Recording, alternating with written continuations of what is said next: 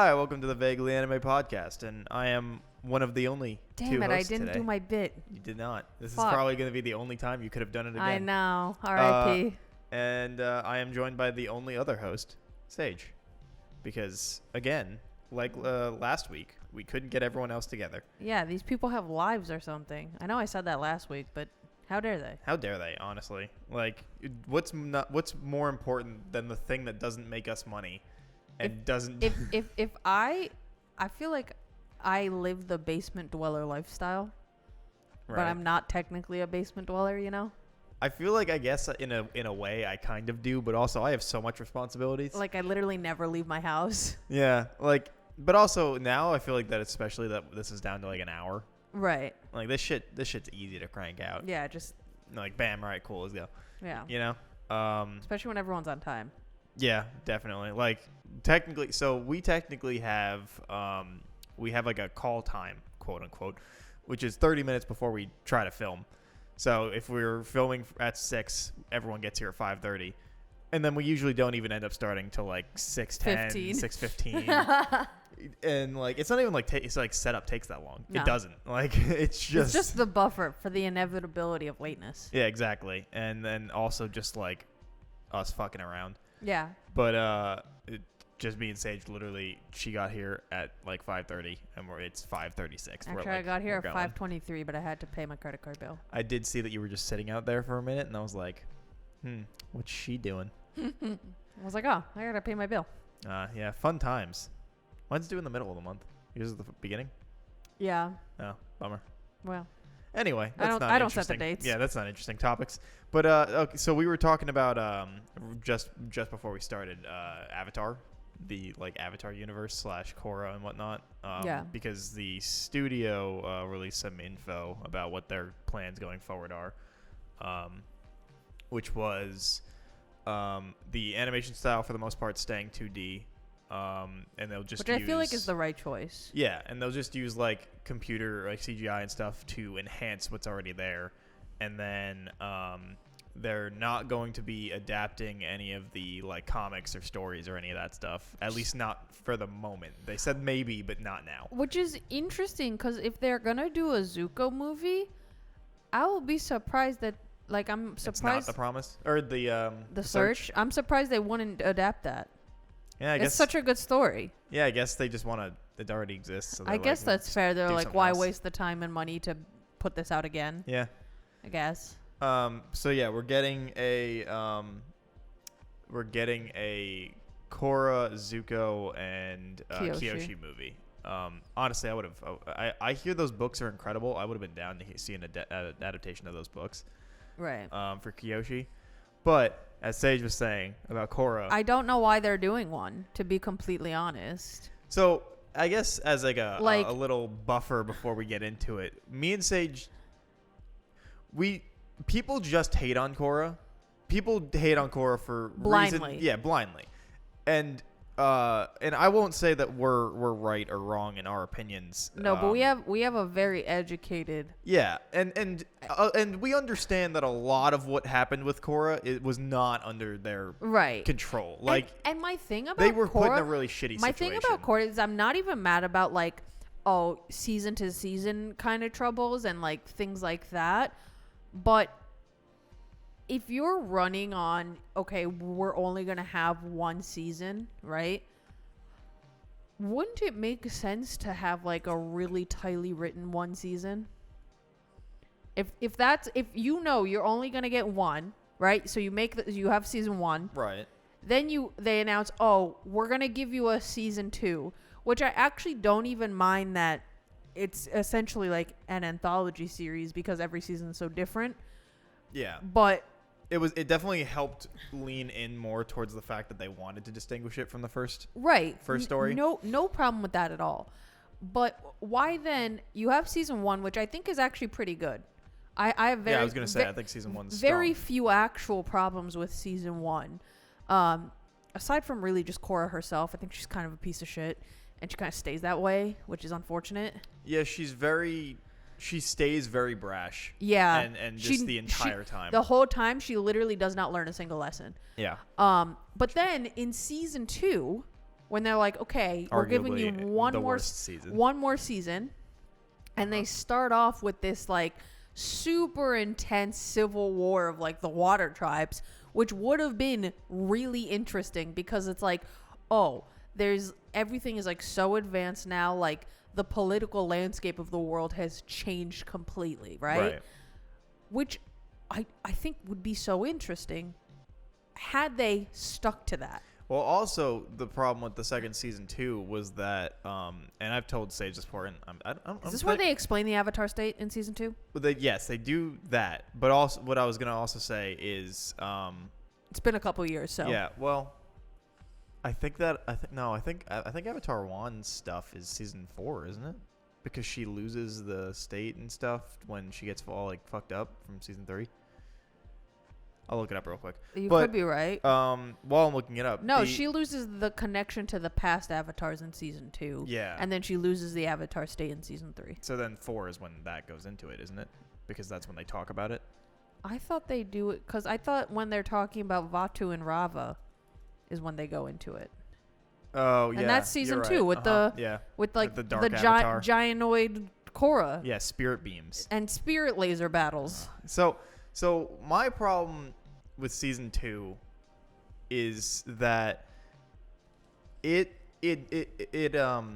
gonna take this might be a writing term, I don't know, but I watched a video from a YouTuber called Hello Future Me. Oh, great YouTuber. Love his that videos. guy. And he talks about how the Avatar 1 backstory ruins Avatar's mythos for one specific reason, which is Avatar used to be a morality scale that was not black and white. It was blue and orange. Yeah. Because it was whatever the fuck it needed to be. There was no right or wrong, especially with spirits. The spirit world was always whatever it was because they don't have the same morality. There is no good or evil. They are just like Heibai only becomes a like mean spirit because the place that he's supposed to guard, his like habitat gets destroyed. Yeah, but like he's not an evil spirit. He is just like also Heibai's like evil look is so fucking cool. Yeah, but he's like he corrupted's not the right word, but becomes he's exacting punishment that he feels is right on the people that he thinks affected his land. Yeah, but he is not good or evil. Right. And what season 2 and then Avatar 1's backstory, which is just Avatar 1's thing, if it was just on its own, would be awesome. Like the animation, the thing, it's all very interesting. Well, the thing I think is if they had Avatar Wong's story like separate from Korra, and then they never introduce like spirit lasers, would have been good. Except it still would be a problem if they kept the Rava is good, inherently good, and Vatu is inherently evil. Because they went to a explicitly there is good, there is evil, and then they also introduce evil spirits. Yeah, it's the just problem objectively evil. It's the problem of like introducing an actual hell. Right. If that makes sense. Yeah, like they introduced actually evil spirits, which defeats the point of spirits. They're supposed to be beyond our own morality. And if you think about it, right? So not only do they introduce actual good and actual evil as like this very binary thing, but they also state they choose the avatar based on who they think is going to be good, which also breaks the logic of the avatars have their own opinions and views and beliefs because each one in the cycle, they all come from very different places. Yeah. They have different cultures and upbringings, but they make it you're kind of a puppet for a spirit. And what doesn't make sense is because you have that whole thing in Last Airbender where Aang is trying to seek guidance from the previous avatars on what route he should take for Fire Lord Ozai, which is so good because he's like, I really don't believe that ending this man's life is the only solution to this because I don't want to end this violence by perpetuating more violence, which makes sense. Right. So when he's trying to if people haven't seen it and you don't already know, but he's trying to like talk to the previous avatars and be like, I'm not sure what I'm supposed to do. Can you give me some advice?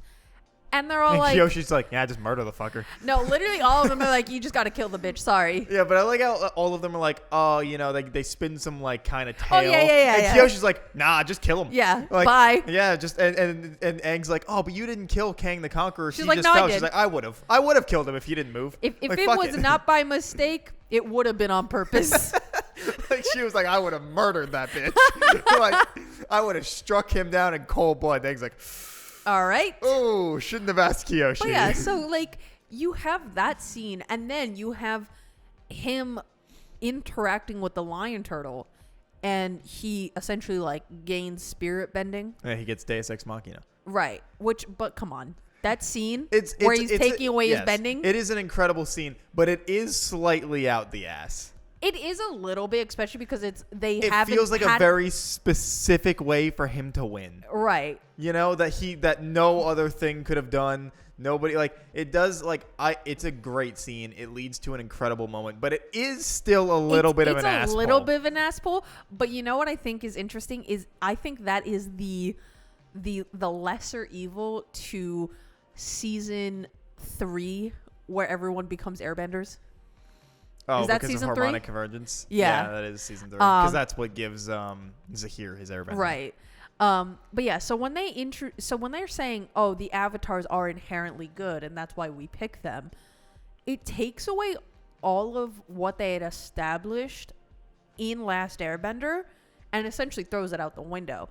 Because the avatars should at best or at worst be neutral. Right. But technically, they're always supposed to be neutral. I mean, think about Avatar Roku. Like, his best friend in the whole world becomes Fire Lord Sozin, right? Fire Load. Lord Sozin, right? Yeah.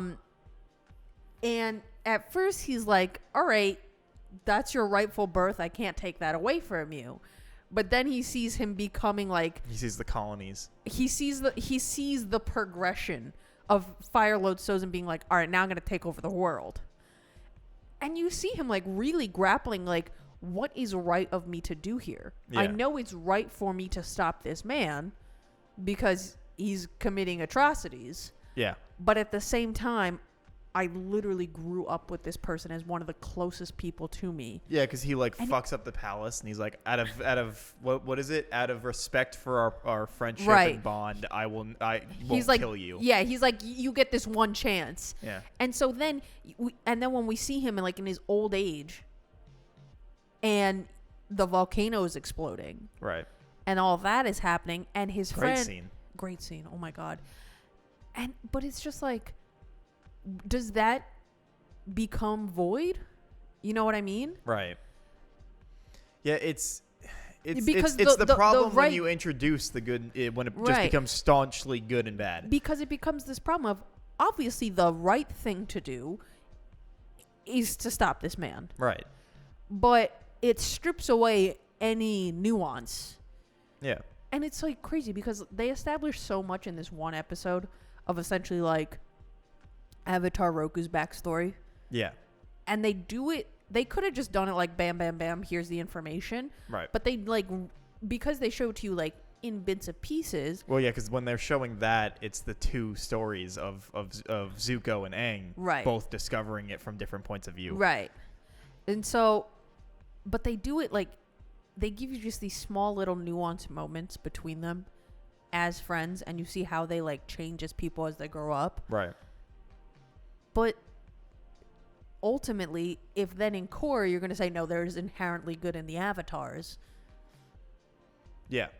Well, because it's just like, and you know, I don't want to stay on this point for forever. Right. But it's just that stories can be black and white. That there's no issue with that.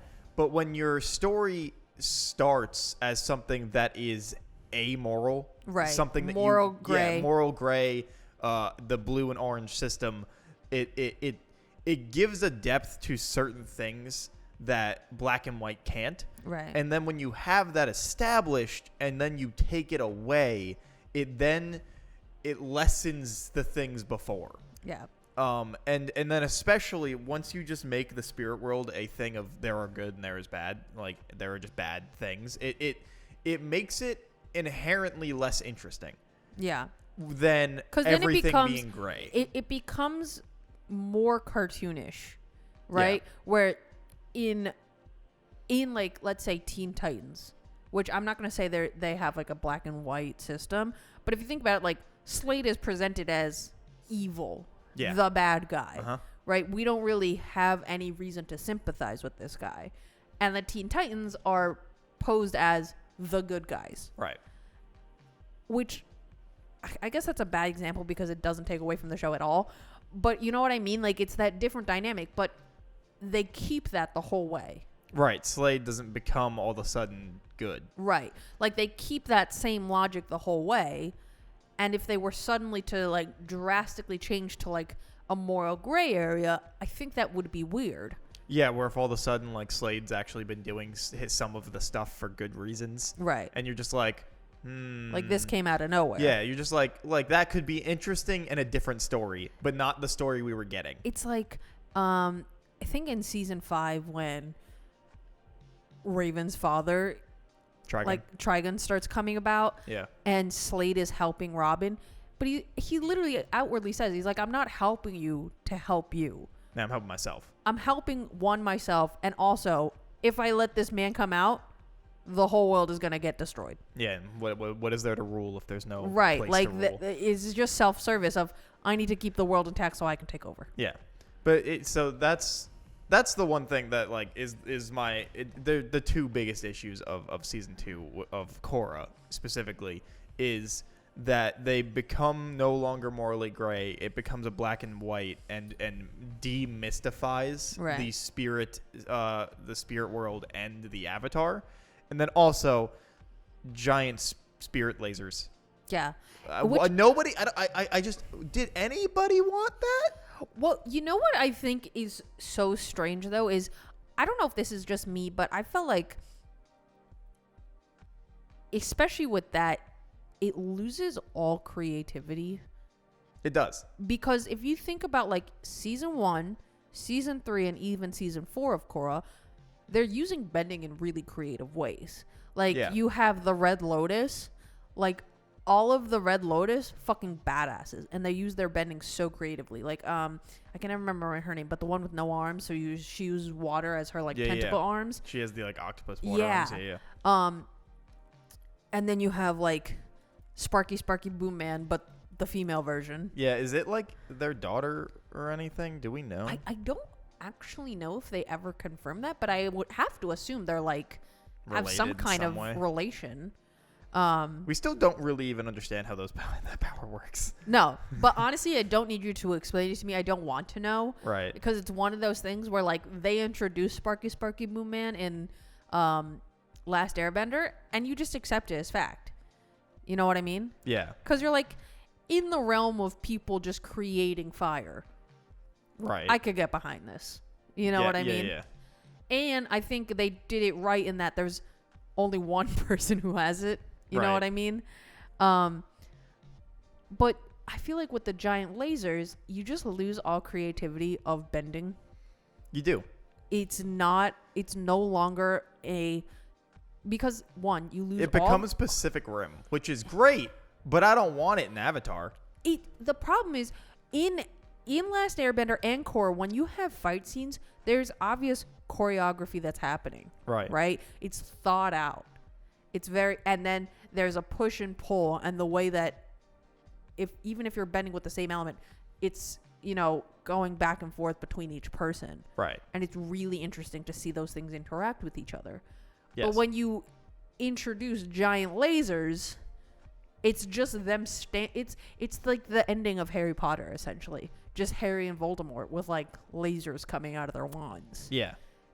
It's no longer this, like, grandiose thing of Voldemort, like, breathing fire, and there's a fire dragon, and Dumbledore, like, creating a tidal wave, and you know what I mean? Like, all the creativity gets thrown out the window. Yeah, it becomes like this whole thing, and it's just it becomes uninteresting. Yeah. Which is a bummer because nobody wants that. No, the worst thing something can be is uninteresting. Yeah. And like I've always said, like boring is almost, in my opinion, boring is almost worse than just being bad. I think boring, it is worse. I think boring is worse because at least when something is bad, you can at least say why it's bad. Right. You can think about it critically, you can analyze it, and you can say this is where they went wrong.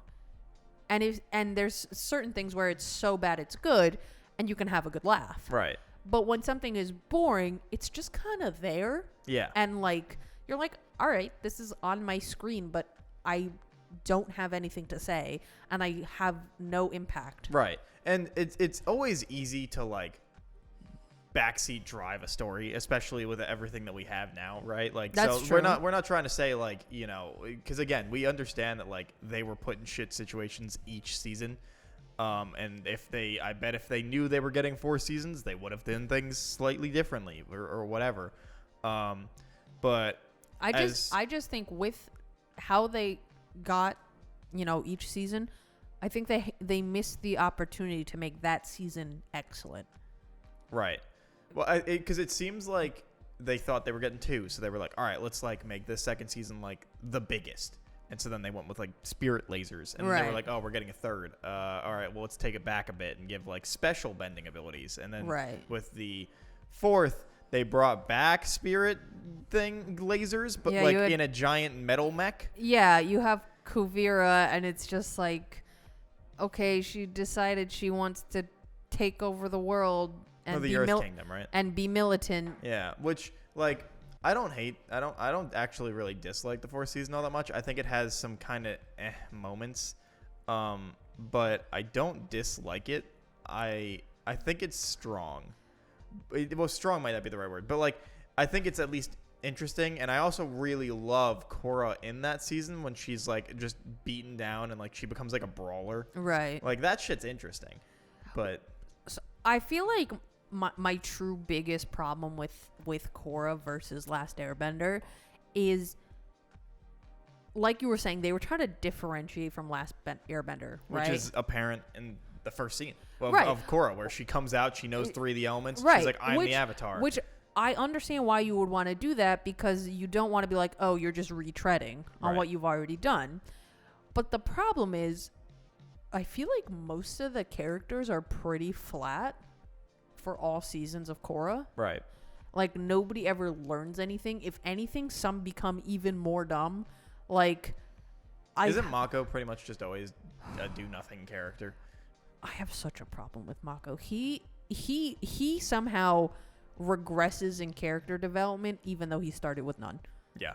Like, he's trying to join, like, the police or whatever, and he becomes so fucking, like, head empty, no thoughts, like himbo brain. Right. It's like, bro,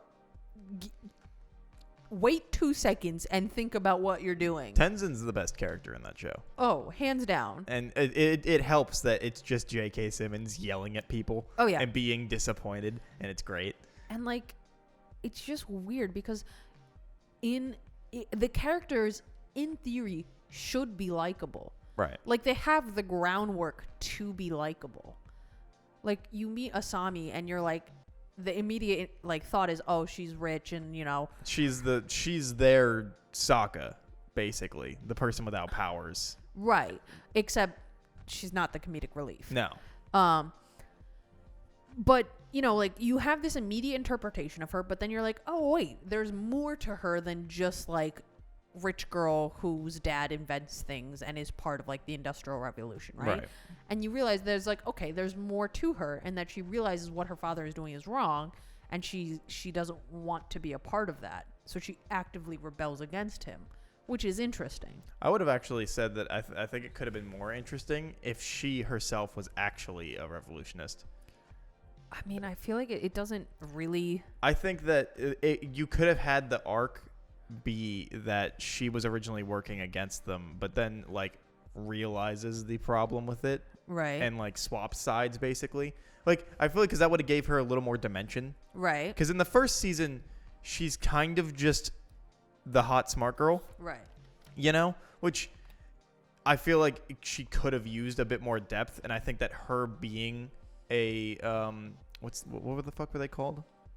Oh, the equalist? Yeah, equalist. That like her being one of them and actually like making those inventions and stuff could have been a really interesting point. I thought that, but there was the same guy, Hello Future Me, actually. He's been doing like rewrites of each arc, and he actually brought that up too. And I was like, oh fuck, like yeah, like I think it could work, but it's also one of those things where like it's so easy to backseat drive it, right? And like because I've always hindsight's said 2020. Yeah, hindsight's 2020. Like I've always said, if they knew everything, like they could have kept the same different villain each season type thing. But if like the Red Lotus was like the main bad guys from season 1, you learn about them little by little in each season, and then you like build up to that whole thing. Because the Red Lotus, in my opinion, is the best part of like if Korra. if you found out that like Zahir, who before season 3 doesn't have any bending, right? And he's telling all of these benders what to do. But like if you found out he's the reason why like Amon rose to power and popularity within Republic City. Right. You know, like he was like whispering in his ear type deal thing, and he's the one that like got him up to that status, and then he gets killed off eventually, right? Right. And then he's like, "Oh, damn, now I got to like figure out another way kind of break the system because that was his whole thing was like anarchy." The dude without bending is controlling these people with special bending abilities. Right, becoming like arguably the most powerful of the bunch. Right, and he has because nothing. he's the leader. Right. And he's built himself up. If it was a story like that, that would be super duper interesting. But of course, again, it's very easy to say that afterwards. But I think that could have made Korra so much stronger. But again, they couldn't have done an overarching thing because they didn't know they were getting it. So it was never going to be able to be the case. But I think that like if everything worked out well, the Red Lotus being like the main bad guy and then having each person be, and then you lead up to the 4th season instead of being Kuvira leading up to being him. Right. And she's the 3rd season or whatever. Right. And then you have that build up and just all these moments could have been great because it would have been different enough from Avatar that each season had a different villain. It had special things, and you're learning little bits about all of them, and all the characters are slightly different. They have to learn about everything different ways. Like Korra learns metal bending, you get all that moments, and you get like I think it could have been really, really interesting. And then you get that moment where all of the like airbenders, if they come back, I don't know, I feel like if you change that up, maybe it makes more sense that they come back at some point, like either in season 3 or in season 4, so that you meet Zahir without the abilities, you see him still take out people, and then airbenders come back and then he gets the powers. Right. I don't know how that would really work pacing wise. Right. But and then you have that moment where like all of the newly minted airbenders who are like, what the fuck is going on, like show up to help Korra, and then they do that shit where they bring him down and they're like, oh, like we do have to embrace the fact that we are now all airbenders. Right. And should lean into it. Right. And that's like in the season end, or like the show ends with, Korra beating him, but kind of like slightly getting her ass kicked, and like getting that, like that moment, and her and Asami, they go off to whatever. They walk off into the sunset. Yeah. And then you have the air nomads slowly building back up like that. It ends on a more high note with questions. Right. Where, in season 4 instead with Kuvira, it's like, all right, we beat the bad guy. We're good. And then they walk off into the sunset. Happily ever after. Right. Like, and you could argue that Avatar also does that, but there is still the uncertainty of what the fuck they're going to do. Because, like, they won. But also now they like, there's a whole world they have to fix. Right. Like. And I think the difference between, like, the way that Avatar has their happy ending is that, like you were saying, unlike if Korra was this built up story, I don't think that happy ending would be bad at all. No, even though you're not at left all. with questions and there's still work to be done because it's an ever evolving world Right. that they're building, that would be fine to leave it there and be like, okay, this is it. Right. It's how Last Airbender ends its show of like, okay, they won this war, but like there's still a shitload of work they have to do once the credits roll, kind of thing. Right. And I'm curious if we are going to get any stuff from Avatar Studios about that middle period Right. or not, because the small little glimpses that we got in Korra were really cool. Right. And really interesting, but also I could see them being like, we don't really want to touch on them anymore and do something different. Although they're doing a Zuko movie, so who knows. But it's just like, it's those moments of Korra was also at a disadvantage to begin with because it had Avatar Attached to it. It had something it needed to live up to. Right. And when you have something that you need to live up to that only had like 6 episodes that were usually people hate out of the like 80 Right. or whatever, like you were kind of screwed. You know? Like I think also with Korra, it has a more definite age demographic. Yeah. Whereas It's Avatar, even though like obviously when it came out in 2005, I believe, it was obviously geared towards children. Right. But I'm 25, and I'm still talking about the political landscape of Avatar: The Last Airbender. You know what I mean? Like, it's the I think the reason why it would be hard to live up to that kind of expectation that's already been built up is because when did Korra come out? 2012? So Avatar came out in 2005. That's what I thought. And It ended in 2008, yeah? and Korra came out in 2012. Okay. So you have this, let's say, 6-year gap if it did end in 2008. No, 4-year gap, right? From Avatar ending and then Korra's coming out. It was only 4 years. I really felt like it was so much longer It between did feel content. it did feel much longer. Interesting. Okay. But so you have this 4-year gap, which doesn't seem like an awfully long time to come out with a new franchise. Really isn't. But like you just said, it felt like way more time. Yeah.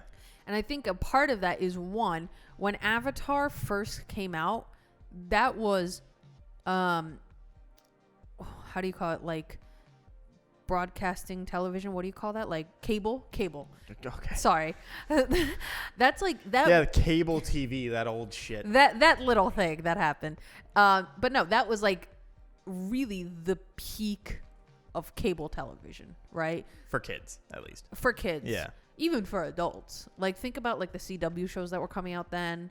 Oh, you just mean like in like general, 2005-ish era, right? Like early 2000s, like yeah. just to like the 2010s, kind of, right, and a little bit of trickle. But then you see kind of the die off because that's when Netflix starts making their rise and blah blah blah. So on yeah, because because all that stuff killed Avatar or Korra with season 4 because they just stopped giving a shit. Right, but anyway, because no one had cable. But so with Avatar being on at the peak of cable, even after it ended, it was still peak cable.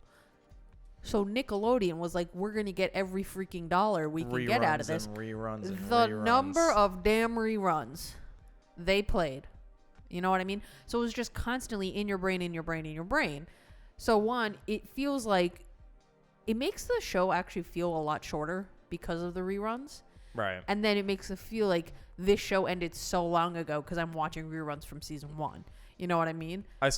One of my favorite things about those reruns though was the and I talked about this before, but you had never watched them, which was with the commentating. Yeah, with like they had like the little blurbs from the 2 creators about certain I behind only the saw scenes shit. certain ones of that. Like because they did it for the entire show. Right, I never saw all of it. Yeah, it was like one year they were like, I guess it probably was like an anniversary or something. And they were like during the reruns before What Korra. anniversary? 5-year anniversary? I don't know. It was because it was before Korra. So okay. I don't know. Maybe it was like a year later or something. Right. Who knows? But they did an entire rebroadcast of the entire show from beginning to end, but with the creators like behind the scenes notes that popped up about like basically every scene. Right. And it was like the most fascinating shit I had ever watched as a kid, because it was just like this weird look into how people thought about making these choices and how they got it from like, oh, this was our concept, and then it evolved from that to this, right? And it's like, and I maybe that's what started my whole like little intrigue of like how the fuck like making shit makes sense, right? Because I thought that shit was fascinating, and it's why I bought the Blu-ray, because it has that. So I was like, fuck yeah, I can watch it all again. Have I done that yet? No.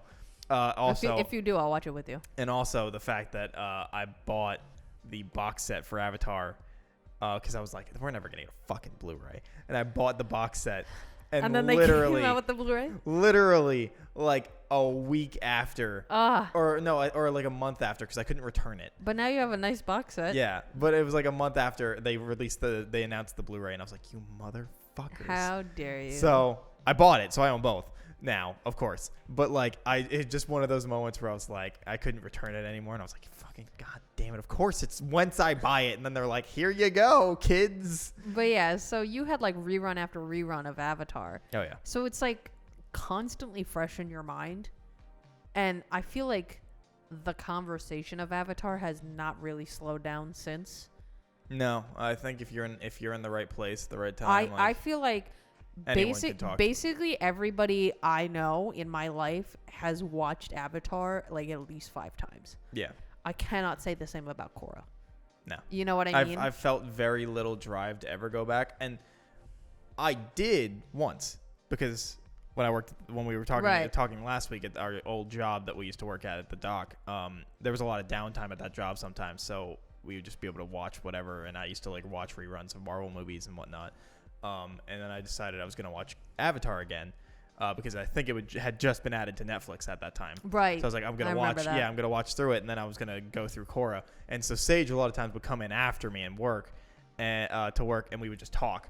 And that was when I was going through Korra and realized, and we would just talk about like things that just didn't work. And I have not had an interest. I didn't have an interest then really to go back, but I was like, fuck it, I'm doing a whole rewatch, might as well. And then I haven't had the need or desire to do that again. Like, I could sit down right now and watch Avatar if I wanted to, like just start somewhere. But like, I don't have that desire with Korra, except like maybe the season 3, right, and some of season 4, because I actually do like Kuvira. Oh, can I just say a little comment about like the world building in Korra? Mm-hmm. So you have in season 1 Republic City, right, which is just like steampunk 1920s New York City. It sure is. It is just which feels a little bit lazy, right? But I get it. Yeah, kind of. Right. And then you see parts of like the new Southern Water Tribe, right, which is all right. Yeah. But like, you're like, okay, that's nice. They're thriving. Right. You know, because originally the Southern Water Tribe was like 5 fucking tens. Yeah. You know what I mean? 5 fucking igloos. Yeah. So like you see that and you're like, okay, they're on the up and up. But then when you get to what's the like little metal city that Toph's daughter has? Oh, the one that like turns into like a fucking giant like rose. Right. I'll look it up real quick. Okay, look it up because I can't remember what it's called. So you get introduced to that, which I'm like, all right, that's conceptually interesting. They're all metal benders, so their home/fort is Zaofu. Zaofu is made all of metal. Makes sense.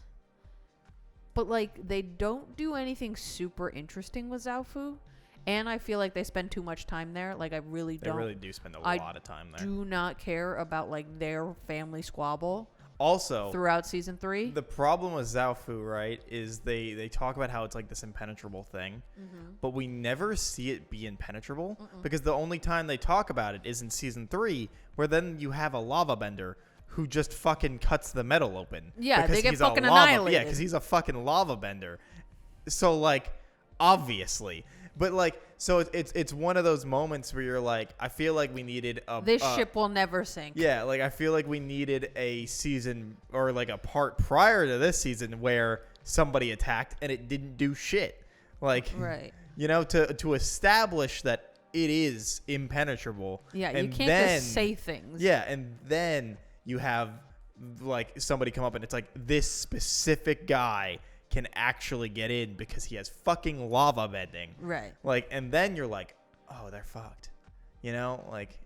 And then when you have Kuvira, and it's interesting because so she's going essentially like colony to colony. Yeah. And being like, come with me, uprising, woo! Right. United Front. Yeah. So she's going colony to colony, and they have like, you know, like the whole like military get up, all that jazz, and they have those absolutely ridiculous like centipede looking things. Oh yeah. I don't know what they're called.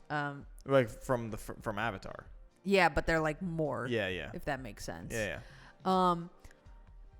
But so when you're going through like colony to colony, it's just weird. You would expect like, okay, all these like major cities are popping up and things are happening, but then like nothing is happening with the colonies. Because like there's no change in the colonies. Yeah, because it's like from 100 years ago. Well, because it's one of those things which slightly does make sense that they are far enough removed that not everything reaches them, because it's in that like that weird period of the boom where if you're far enough removed, it doesn't affect you, except for the fact that all of a sudden there's a road, right? And then you see a machine drive by sometimes, and you're like, "What the fuck is that shit?"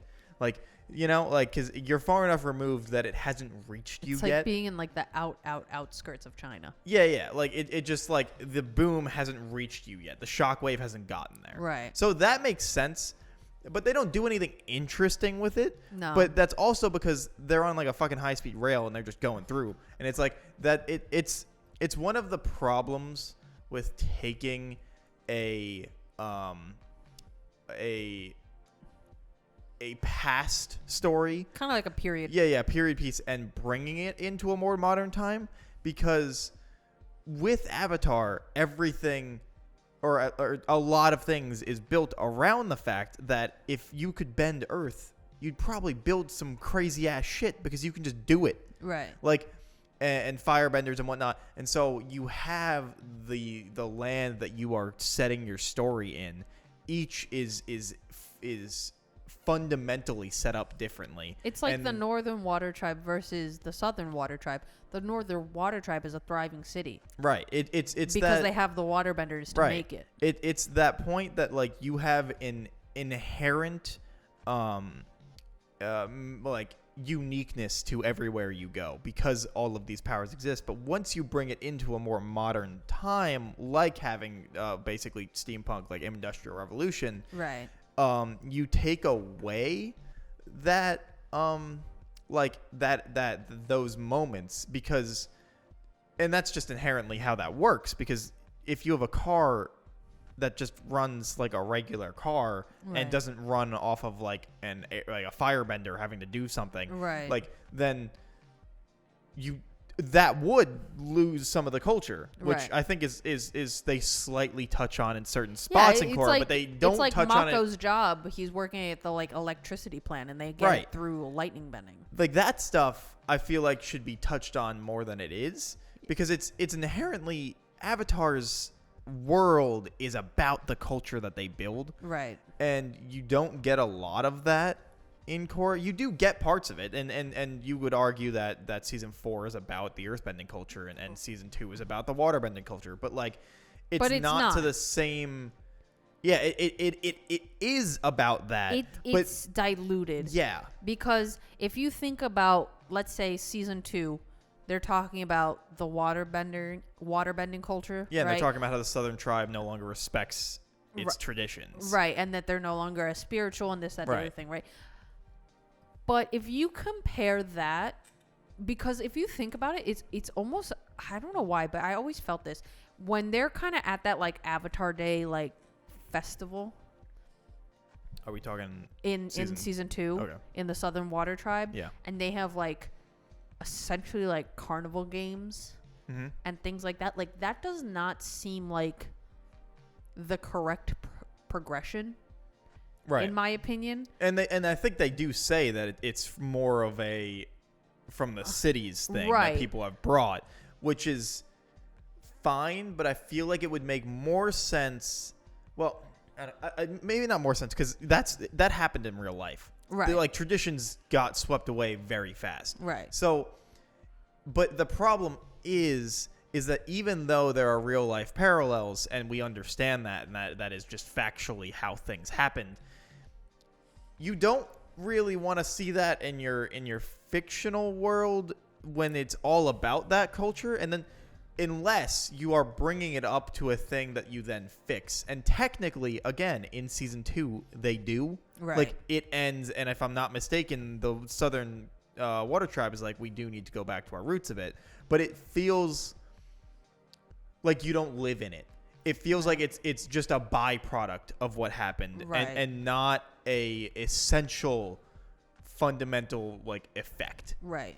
And that's what you lose in Korra, I feel, is that you don't have that. You don't live in that culture. You just see the effect of it before and after, and not watching it change. You see the byproduct, right, of what's happened, opposed to, like, the, like, active progression of being like, oh, we have 5 igloos and now we're a thriving metropolis, essentially. Right. But there's not even, like, a snippet of how that happened. Right, because, like, there's also, I could be mistaken, it's been a minute, but I don't think that there are people in the Southern Tribe, like, because Korra's dad is the chief, right? Yeah. And whatnot, and I don't think anyone in the South even really says they have an issue with it. It's the people in the North, like Unalaq, that's like, bruh. Yeah. Like, what's up with you people? And it's a point, again, they're probably not seeing a problem with it because they're making money, and the city that they have been trying to bring back is thriving. Well, it's interesting in the fact that, like, Katara goes back to the Southern Water Tribe. Right. After Aang's death, right? Yeah. Which makes sense, like, that's where she was born and raised, and she wants to see her, like, home be rebuilt after almost completely being wiped out, which makes sense. But in those flashbacks, like, when you see, like, adult Toph and adult Sokka, we never get an in-between for Katara, other than, like, oh, her and Aang had some babies. You know what I mean? Like, you don't They don't touch on that at all. Which I think even if you did that kind of, like, that Polaroid flashback, would at least give you a little bit of, like, something that seems like her point of view of the Southern Water Tribe. Right. Just something a little more tangential. Right. Because at least with Sokka, you see him, like, working in the court system, like, working up, building Republic City. Right. And, like, Toph becoming the chief of police and being like, okay, now I'm going to teach y'all how to metal bend. Yeah. And this is how things are going to happen. Well, plus, I think that season 2 could have used Katara more. They don't use Katara at all. And I feel like I understand why. Right. Right. Like, they didn't want to bring back the I feel like they didn't want to rely on the old characters. Which is why we never get anything of Sokka. Right. And then the only thing we really get of Toph is her just being grumpy at Korra. Yeah. And she's like, look. And she just, like, fucked off and left the world. Yeah, she just fucks off, which I feel like makes sense for her. Yeah, it's true. And Zuko, who is just his awkward self. Yeah, but old. Yeah, but old. But like with season 2, I feel like it at least would have made sense to inject some more of Katara for her viewpoint in the changes than they did, and that could have helped bolster again that mysticism and loss of culture that they had, that, like, it would have helped bring that to the forefront more. of seeing other people from the Southern Tribe being like, yeah, we're not too happy with what's going on right now, and like, I don't know, it's just one of those things that modernizing the story or the time period also always will bring to an issue. I don't know if this is a stupid question on my part, Mm-hmm. but Okay. where did all those people come from? Because they had like one village of 30 people. 100 years, man, banging. I guess, but But like, also in Avatar, they say that the dude that's like a dick Paku? Paku, he's going back with other people. oh, okay. I thought he was just going by himself. No, Sorry. he said that he's taking people with him. Oh, okay. So some people are Grand repopulating the Yeah. southern water tribe. But no, so they bring people from the north too. Gotcha. So it's and also people move there and stuff, which Who the fuck is like, let me just move to to the this South Pole. desolate fucking ice scape. But it's Let me move north of the wall. That sounds like a great idea. Yeah. But no, so the northern tribe, some people go to Right. the south, is what he says. Damn, imagine that journey. From the just take Because forever. if you think about it, even in like Korra, right? Like they have technology. It's not like, I mean, I guess they have like the blimps. I was gonna say, in even in Avatar, they had the Firebenders had warships. But they didn't have that until like. Yeah, but also they're waterbenders, so they could just fucking like waterbenders. That's where they're going. but like so, it's one Their of those. arms fall off because you're going too hard.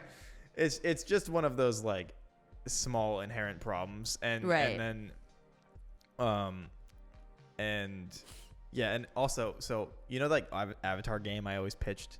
Right. Yeah. I don't know if I've said that on the podcast or not. I feel like you did, but you pitch it again, like quick 30-second pitch. Quick 30 seconds. So I always said that this would be a really interesting Avatar game. So if anyone's played Ghost of Tsushima, you work the Avatar elements off of that sword style changing, and then you have like an ultimate thing where you can use all the abilities. But you start the game because nobody likes when you have a game where you have all your shit and then all of a sudden, oh, you got shot or whatever, and now you have to start all over from the beginning. Like that shit's fucking boring as hell. So, but you use that in an effective way, which is you start this game with an avatar we have never met in the past, so it's no modernization, and you're like in a battle and you're using all the elements, you're fucking doing avatar state and shit, and then somebody kills you. Bam. That's like the first like 30 minutes maybe of the game, maybe hour, who knows.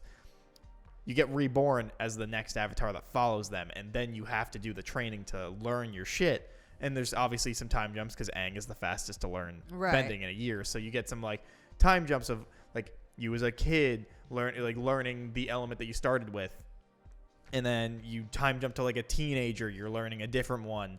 You time jump again after you do that story arc. You get and you do that. And this whole time, there is something brewing the entire time. Right. And it builds up to this big fight at the end, like when you can use all the abilities. I just think Breath of the Wild style of like, there is like one like clear goal to beat the game. Yeah. But you have like a lot of shit to get through before you do it. Yeah. Like there is something brewing. There's not necessarily a one person that you are trying to take out for these. Right, it's not like one formidable evil. Because the story has to take place over a decade or two. Right. Because that's how it worked. At least I feel like it makes sense, and you get those differences and points of your character maturing and changing. And hell, maybe you can choose the gender of your character or whatnot, so that it's even a little more interesting. Can you just imagine how fucking annoying it would be to make that character model though? Because like you know how well, I think it would be base. I think what they'd have to do is you start with Earth or whatever. You have the element that you start with, and they just have a set design for the female and male. They don't change it, but they change it over each year. Time jump. So do you think it would be a thing of like you have, let's say, like a quest, right? Like the overarching quest is learn waterbending, right? That's your element that you're born into. Learn waterbending. That's the overarching quest, and then you have like a bunch of little shit that you have to get through. Yeah, like in the first act of the story or part, it's then like waterbending. Then you're like, got it, like achievement unlocked type Right. deal. And then do you think it would be like a cut scene? And then when you come back essentially into the game, you're like, your character model is like a year older, So slightly different. the way I think about it is it also depends on like someone that's better at storytelling than me, figuring out how it would work the best. But the way I think about it is, you start and let's just again say waterbending's the one that you start with. It would be like after you die, and then they show the child being born, and they're like, oh, like this is your child, and you know that's the avatar. It How like, the fuck are you gonna know it's the avatar? well, because as the out of party person. Oh, you I thought you meant that understand. the parents are like, No, oh, no, the no. avatar because, came from because my you womb. watch the guy die, I and then it understand. transitions to the understand. baby being born. Gotcha. I was like, I don't understand. No. So what you do is you fade out with the after the child's like being handed to the mother. Right. or So whatever. this would be like the cutscene. Yeah.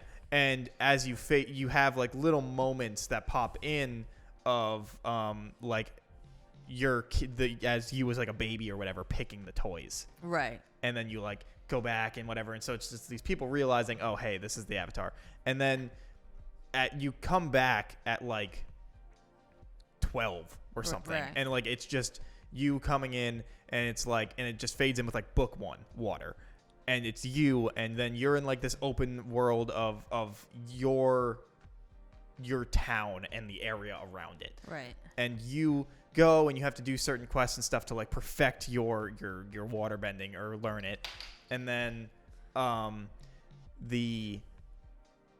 then like once you learn it, right, you defeat something, whatever, like something's threatening your town, you defeat it. Right. It would fade out or something, and it's like, okay, like now you've mastered your thing. Now you need to go and learn from some other master. Right. And that's when it like fades out and it fades back in, and now you're like 16 and you're now in the Earth Kingdom. And now like you have this new area to explore, and you have found somebody that is going to teach you, or you need to find somebody. Right. Like that's like your first quest. Yeah. And then you just have these things where they're giving you these tasks and things to do. And again, there's some person being a dick in this area, and that's like the person you build up to. But you're learning along the way that there is somebody possibly pulling the strings of each person. Again, you defeat them. Your master's like, you have learned all you can. Move on with your life. And so then it's like, all right, cool. Then you go to the airbending, because I assume that if it's water, right, you would learn fire last because that's the hardest. Right. You learn whatever one is the hardest last. It always makes the most sense. I don't know. Aang learned Earth, right? Right, but Earth was his hardest one. Right. He learned firebending last. Well, yeah, but that's also because he burned the shit out of Qatar and was like, I'll never do it again. I guess that's fair. So, I don't know. I feel like the one that would be the hardest would make sense to do last. I don't know. It depends. But, like, then again, you jump forward. You go from 16 to I just thought it was, like, within the whatever. cycle, if that makes sense. No. It was the hardest. It was the hardest element was the opposite of the one you were born in. Gotcha. And then, you know, you're 22 or whatever. You do the shit there. And then you do, in fact, learn that there is a person pulling the strings. And that is going to be your next thing. But you have to learn fire before you can do that to take them on. So then you travel to the Fire Nation. It turns out they're there or whatever. Or they're back at your original town or whatever the fuck.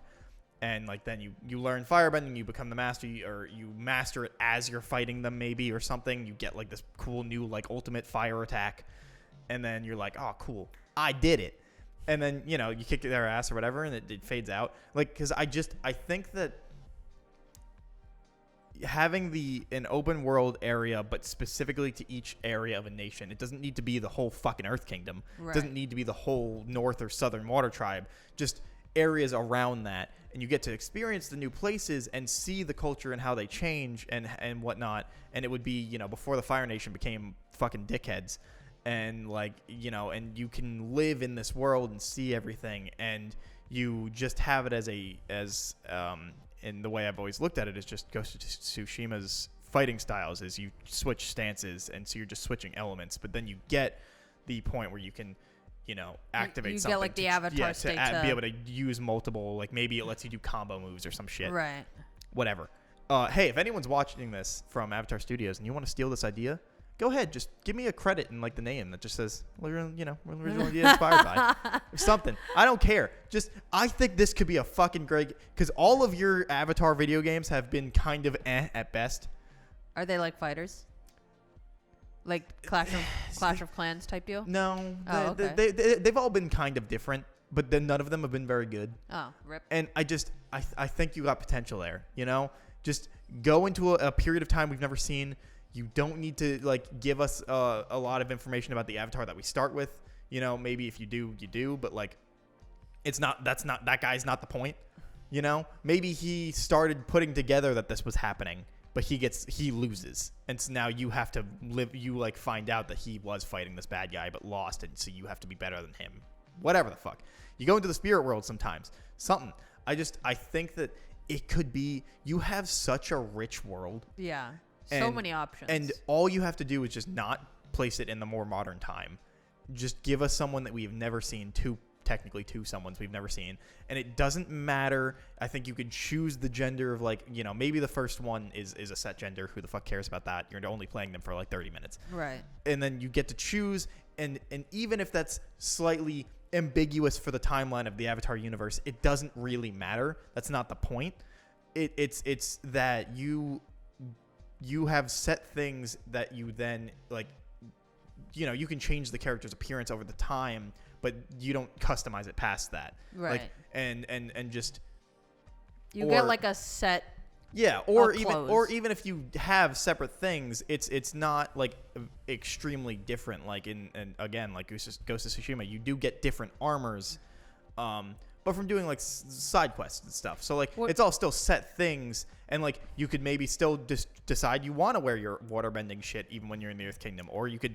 I was gonna say, would it be like in Avatar where they're going like from the Earth Kingdom to the Fire Nation and they just get like a new set of clothes? Yeah, what I assume is that you could start it with that. You get a base Earthbender shit, and like as you go, it gets a little more interesting and stuff. Or you could just always wear the waterbender stuff or whatever.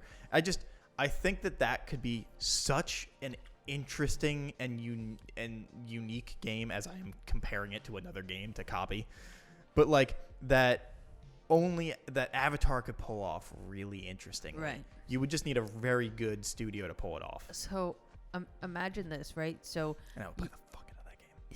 You have that like essentially like opener of the previous Avatar that dies. Right. And then you start off as the new Avatar. But now imagine this. You get to choose what element you want to start with.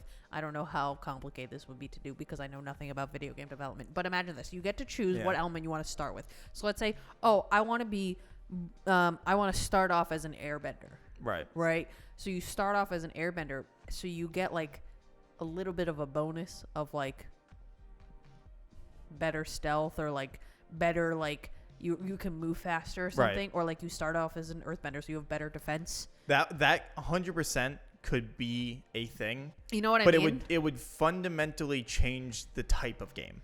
Oh yeah, for sure. But I was just thinking like I think if you played into like if you wanted to play into the elements in that way, I think that could also 100%. Be like really cool. And like the difference, as you achieve stuff, you get to like tick off that box. The difference would be that if it's a game where your first element is set, and that means that they can plan the story as you have to go to each of these beats. Right. That means it can be incredibly story driven, where if you can choose, it can still be story driven, but that means you have to go to different places. Right. And so there could still be the overarching villain and the villains in each spot, but because it can change, they technically would have to write things at least 4 times. Right. So that it's not going to be as intensely story driven.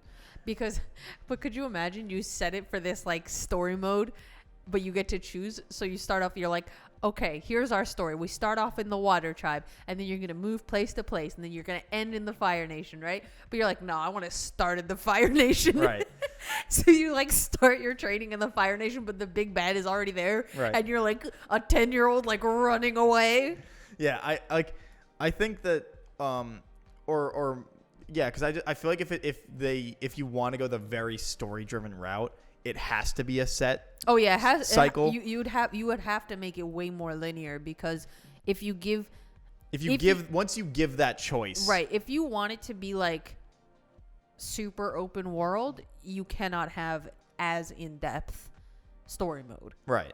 And I think that's why I always compare it to Ghost of Tsushima, because it's a very interesting balance of very specifically story driven, but you have the world open to you in your area. Right.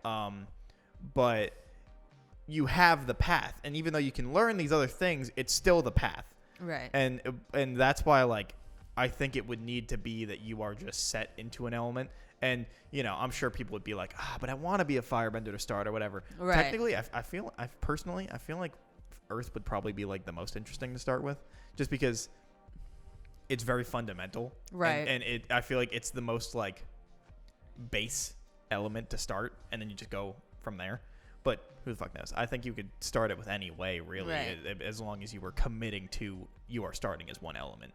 But also, you could do that game where you could pick your element. It would just be different. It would not be as intensely story-driven unless they're fucking nuts and they just write the story slightly differently completely 4 times, where it's actually unique enough that you do have a different experience. Because the problem is that a lot of times when games do that, it's really not that much of a difference in the story. Right. So it's not really a unique change where, like, if you started as a firebender, you kind of would want it to be, you'd want that to matter.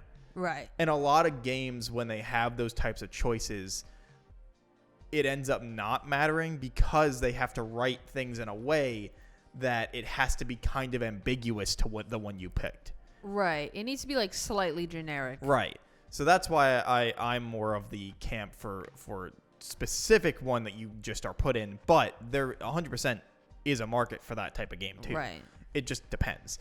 I'm just saying that with Avatar, that would be such a pain in the ass. Yeah, with Avatar, I would want that intense story-driven You'd story. want it to be like set starting element, super story focused. Because I think that is where Avatar shines. I agree. And I would play the fuck out of that game, and I like, if only I had some kind of like executive producer powers to be like, Nickelodeon, Avatar Studios, here is my pitch. Let's make this. Like, it's just, it would be so good. You just need to get a lot of money. Yeah. Win the lottery. Or I need this to explode. Win the lottery. Fly to LA. Yeah. Hop up into Nickelodeon's Avatar Studio building. Be like, all right, in this briefcase, I got a lot of money. I need you to make this game. I got like $50 million. That's half the money I won in the lottery. I need you to make this game. And you just slide over the briefcase, and you're like, all right, I'll see you in a year. Yeah, just I'll see you in a year for your updates. Like, here's my base outline. You fill in all of the blanks. They just take your money. You never see them again. Yeah. Like, here's my A, here's the B, and here's the C. Or here's the A, here's the M, and here's the Z. Fill in every other letter. Yeah. I can't help you with that. I have no idea how to fill in those other letters.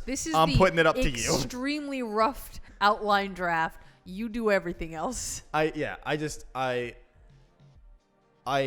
have no idea if something is like that is even in their forethought or even in the back of their mind. But I think there's a lot of potential there. I think there is, but also you have to think what console would they do that on? Yeah, like what studio would they take that on with? What do you think they would pick a primary console? No, I think their goal would be because with that game, I feel like they would make it as universal. Universal console, like something you could like have on Steam. Yeah, on anything, because they would need the vast market because it would be their first real like AAA game. That's true. You know, I guess selective console is like kind of phased out at this point. Yeah, and only if you're really established. Right. I'm trying to think. Honestly, you probably could just get the people that did Ghost of Tsushima, which I believe is Square Enix. I'm looking it up right now. But you would need oh no, Sucker Punch. I apologize. Sucker Punch.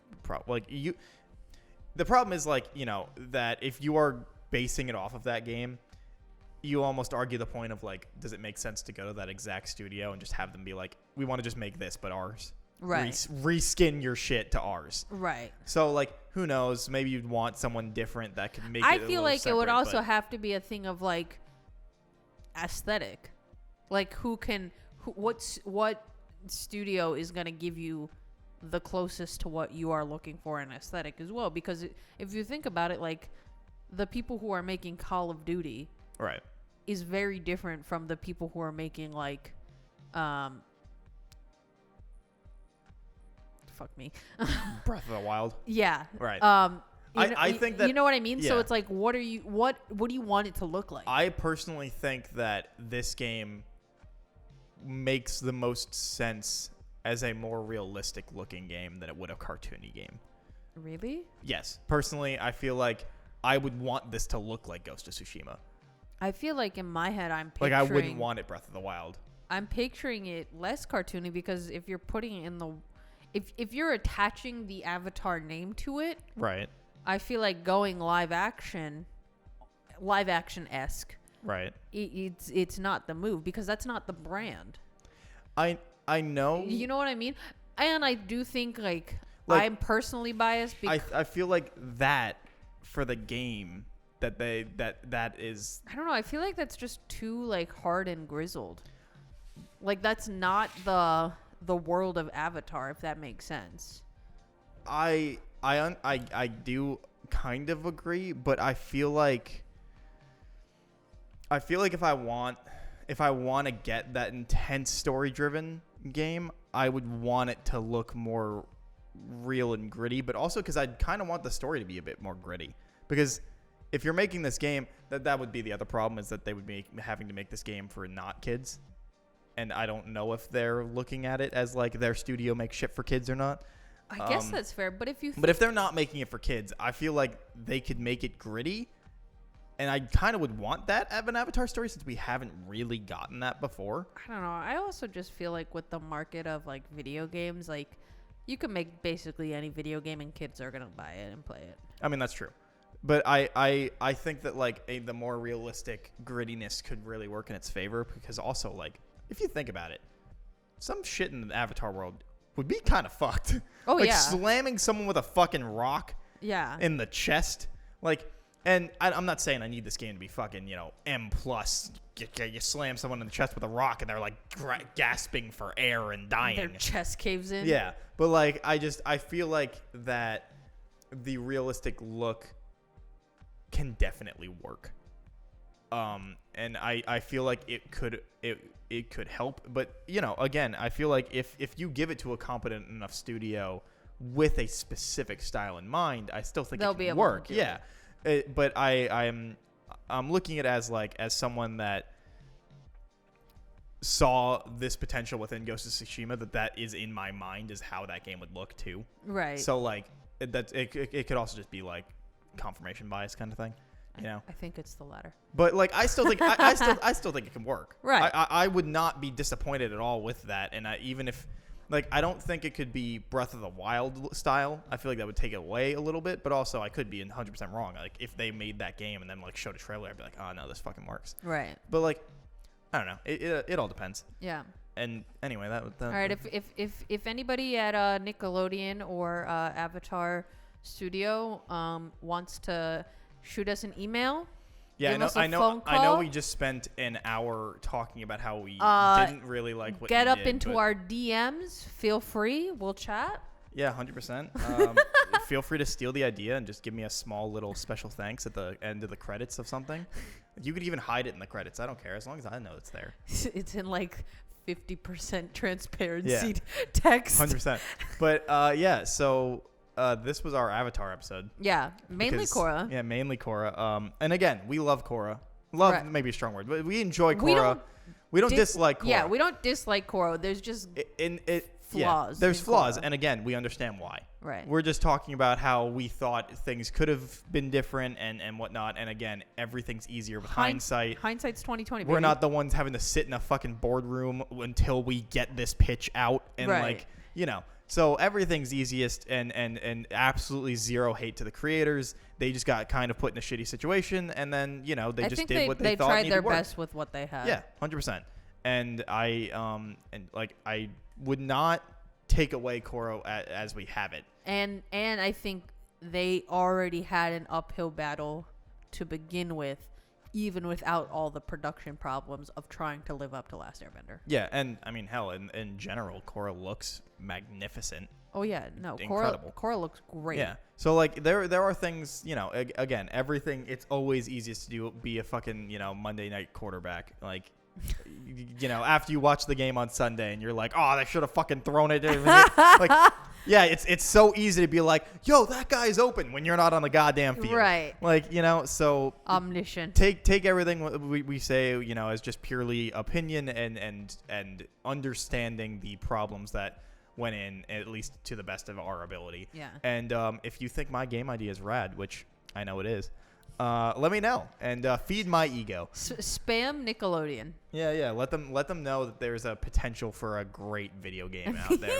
for their Avatar universe that they are just not tapping into. And I think that game could run. If it did great, they could keep going with it. Oh yeah. You just stick with that character that you made or whatever, or hell, that guy fucking dies and you just start again. Like, right. Just make it removed. You could do whatever the fuck you want. There are hundreds of years of Avatar that we've never seen. You just Pokemon it. You just 100%.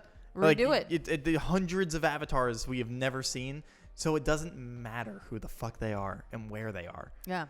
It's a good time. Yeah. And anyway, that is our episode of the vaguely Avatar podcast. Thank you for watching. Don't forget to like, comment, subscribe, or if you're listening to us, leave a like, review, follow. You have 2 weeks to watch Banana Fish. I remembered this time. Oh, I'm so proud of you. So it's been like 3 weeks. Every week you're like, I don't know what fucking show we're watching. So 2 weeks to watch Banana Fish. It's only on Amazon. Sorry, guys. Yeah, so rip the homies.